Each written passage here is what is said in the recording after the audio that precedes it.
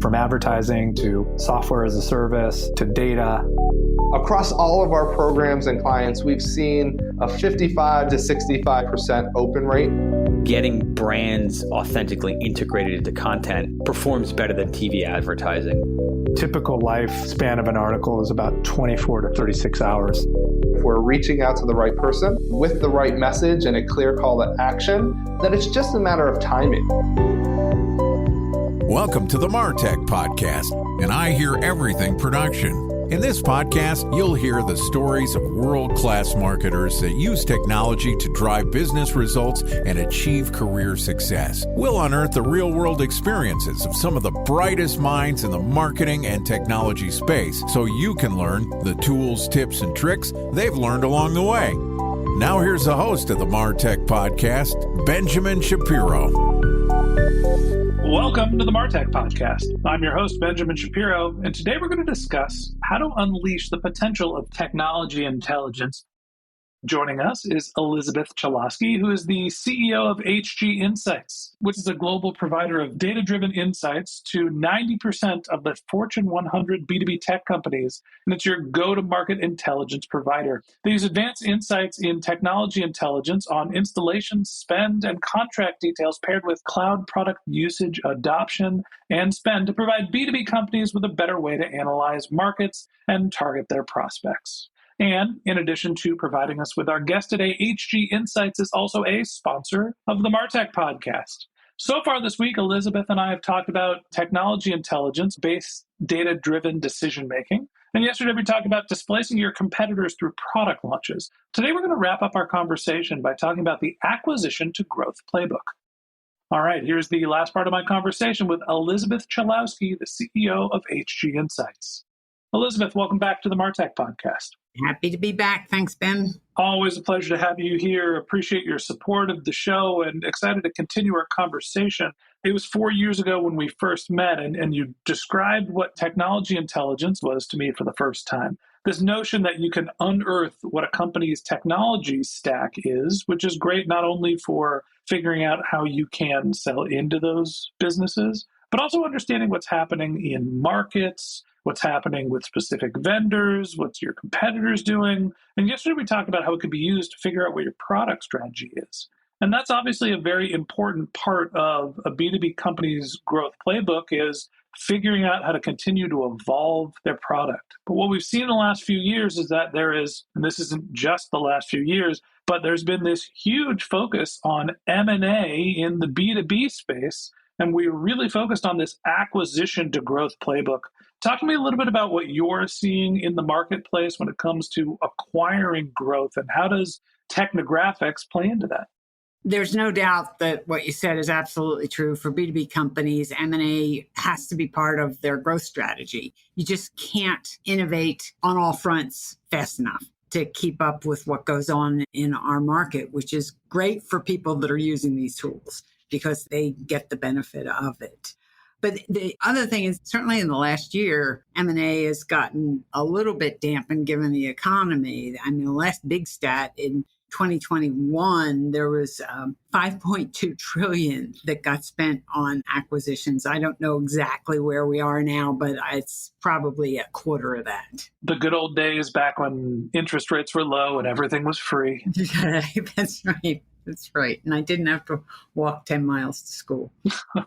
But there's no doubt, even now, and maybe even especially now in this market, it's important to continue to keep your eye on acquisitions when you've got capital. And it's important, more important than ever, to do it astutely. And that's where I believe that technology intelligence can help a company to really choose the right acquisition to go after. We talked in the earlier conversation about the fact that we do two things. We have market analysis and we have company analysis that comes out of all of our technology intelligence.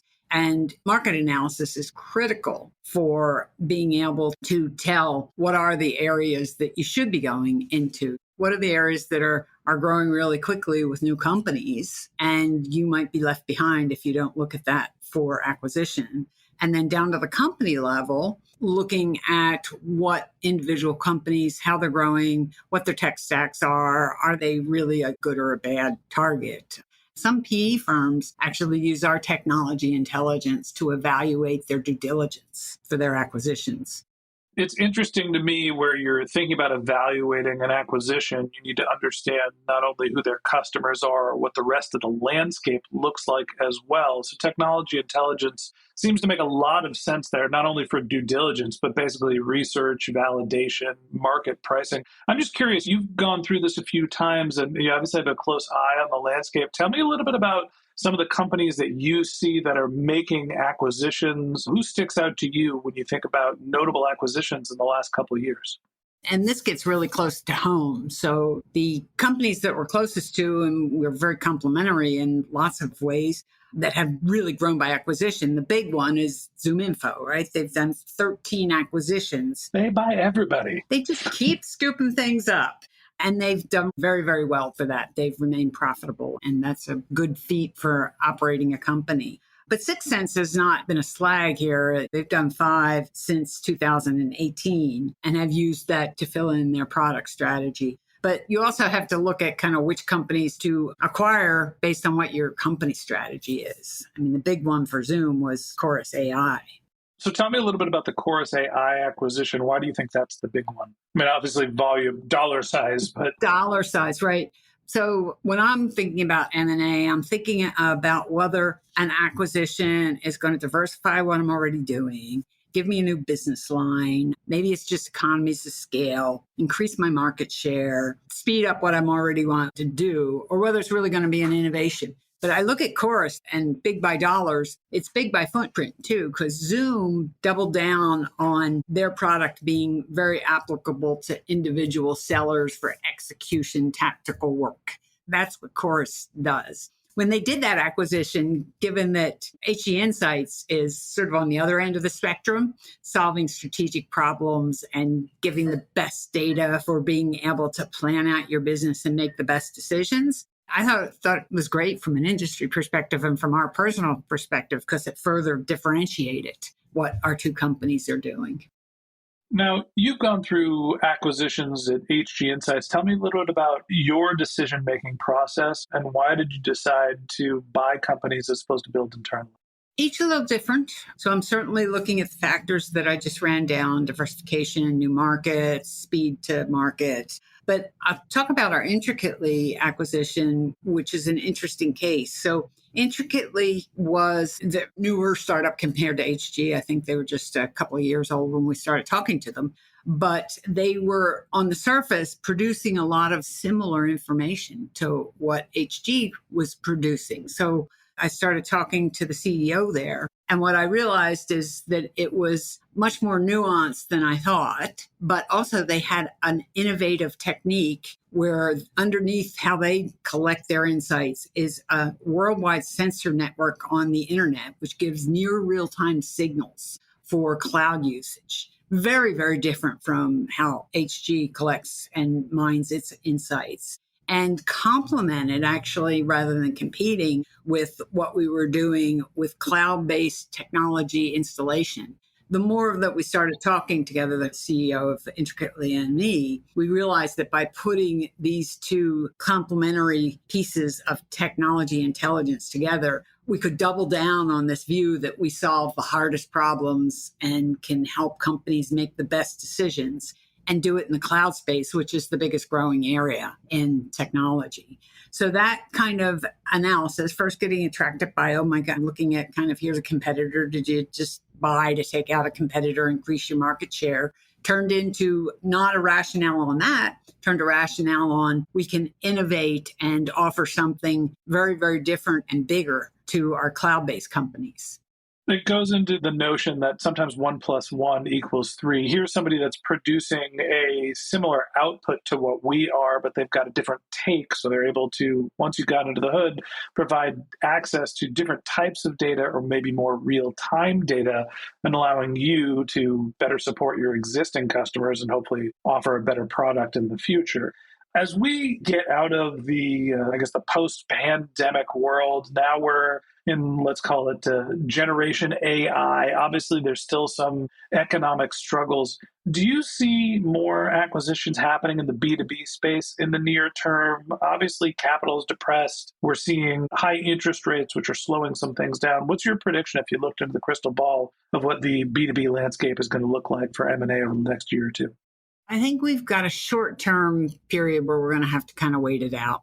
I'd say things on the M&A front aren't going to pick up in the next 6 months. It's kind of physics. Valuations are still low, so companies don't want to sell. Interest rates are still high. You mentioned that. So the leverage that companies have to buy other companies is not quite there. But I really think that by the end of this year, we're going to be coming out of that. You already see the stock market coming up, and that'll change valuations of private companies.